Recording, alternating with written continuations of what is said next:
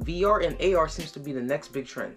First, we have Apple coming with the first actually innovative VR headset that you can both game on and work on, and it integrates with the Apple ecosystem. So that was like the first VR headset that actually made us realize VR is actually a thing.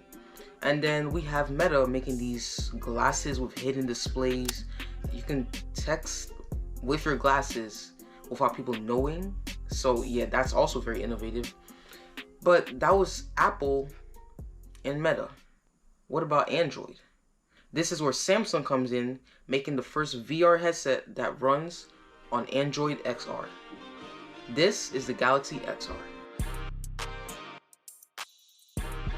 So the actual design of the Galaxy XR kind of is similar to the Apple Vision Pro. It kind of looks like it lost some weight basically, and there's no screen on the front where your persona's eyes are visible, which I don't mind because that was already kind of weird and creepy to some people. Instead of the screen, there's 6 cameras that are right on the visor. Technically the Apple Vision Pro obviously has cameras too, but like the way they're placed is definitely not like the Apple Vision Pros because there's no screen that's blocking up some of the space. 2 4K OLED displays for each of your eyes. There's a little touch area on the side.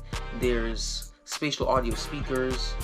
There's a top and home buttons. There's also a light shield, which once again Apple Vision Pro has. Like I said, this is just a slimmer version of the Apple Vision Pro. And then they've got air vents at the bottom because, you know, this thing is basically, it does more than an actual computer does, because like while it's processing stuff, it's also paying attention to your surroundings. The cameras are working, the sensors are working, all that stuff is working. So it definitely needs air vents if it's not going to overheat and burn up your face. The Apple Vision Pro, it seems like the Apple Vision Pro is going to be stuck in the Apple ecosystem, just like a lot of Apple's products. Obviously, there'll probably be workarounds and stuff like that, but the majority of the stuff will be tied to the Apple ecosystem. Now, obviously, Android, same thing.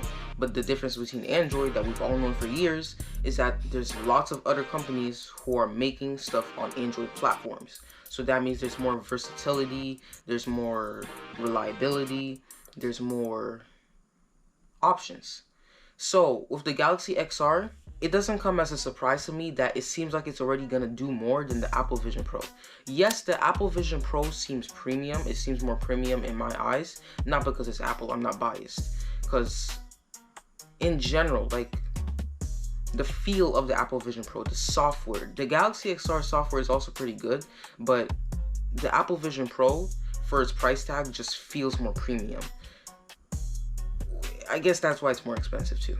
So the Galaxy XR is built on the Android XR platform. So that means a lot of the stuff is going to be tied to Google, kind of like most of the Samsung phones, OnePlus phones, and a lot of other phones. But it has the same features as Apple's Vision Pro, but it's more tied to Android. It can turn 2D photos and videos into 3D photos and videos. It has to be in the Google Photos app.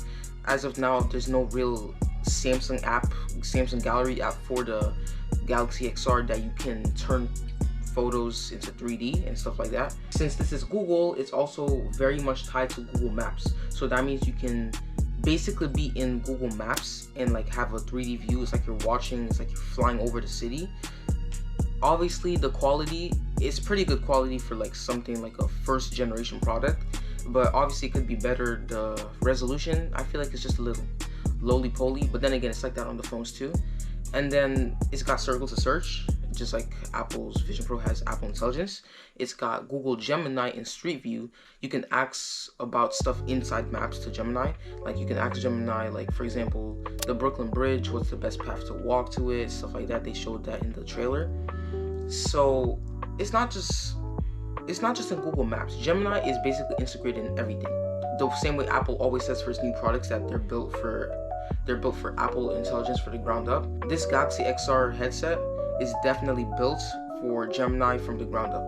You can also ask Gemini about what you're seeing in your environment. That means if you're watching a YouTube video, which by the way, the Galaxy XR has an actual designated YouTube app, because once again, it's a huge partnership with Google. And I'm pretty sure you can open up multiple YouTube videos at the same time, though I don't know why you'd be watching multiple YouTube videos at the same time. And not just YouTube videos, like whatever's on your screen, like your environment, the same way you have Gemini Live, there's Gemini Live in the Galaxy XR. So that means if you're watching a 3D video from your gallery, you can also ask what's happening.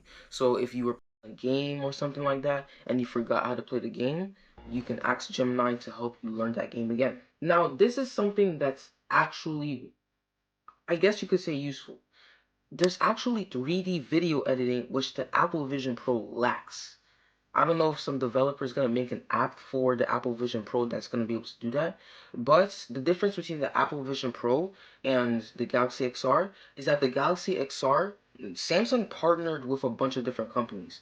They partnered with Qualcomm, they partnered with Google. Obviously, Samsung has something to do with it. Adobe is also part of it too. So that means Adobe already made an app that's specifically made for 3D video editing called Adobe Pulsar.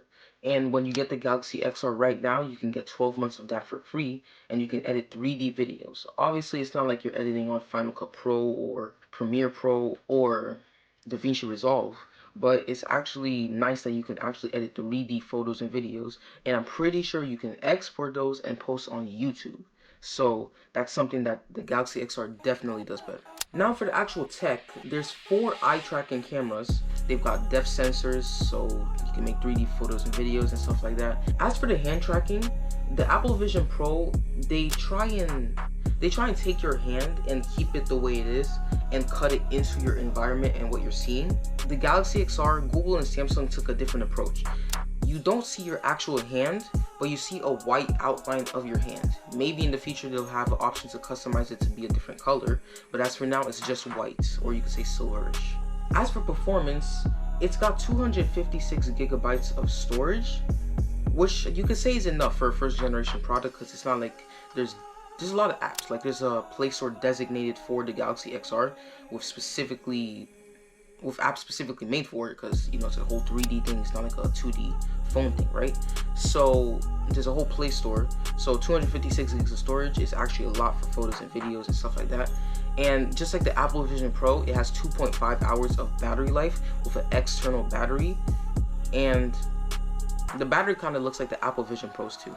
Now, unlike the Apple Vision Pro, it runs on a Snapdragon. Obviously, Apple has to include the M5 chip into their new Gen 2 Apple Vision Pro, which by the way looks like the old generation on the outside. And this Galaxy XR runs on the Snapdragon XR2 Plus Gen 2 chip. Oh my gosh, these companies need to fix these names. And now One UI is the operating system. They didn't really say exactly, well obviously One UI is the skin. Android XR is the operating system.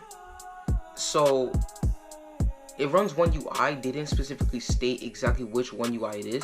So I guess you could say it's a whole new fresh One UI, because it's a whole different type of device with a whole different approach. Instead of 2D, it's 3D. And getting into the main thing that a lot of people are going to consider, the price. $1,799.99, round that up, it's $1,800, which is enough to value one Apple Vision Pro, which is priced at $3,499.99. Obviously, if you put two together, if you buy two at the same time, it's gonna go like about $100 over and 50 cents. Apple is expensive. So maybe in the future, Samsung will actually make this even better. I'm not saying it's not good. This thing is definitely good for a first generation product, and I can tell they've been working on this thing for years. And what's the coincidence? They decided to release this basically 2 years after the first generation Apple Vision Pro. Like I said, this is becoming a trend. Let's see where this goes.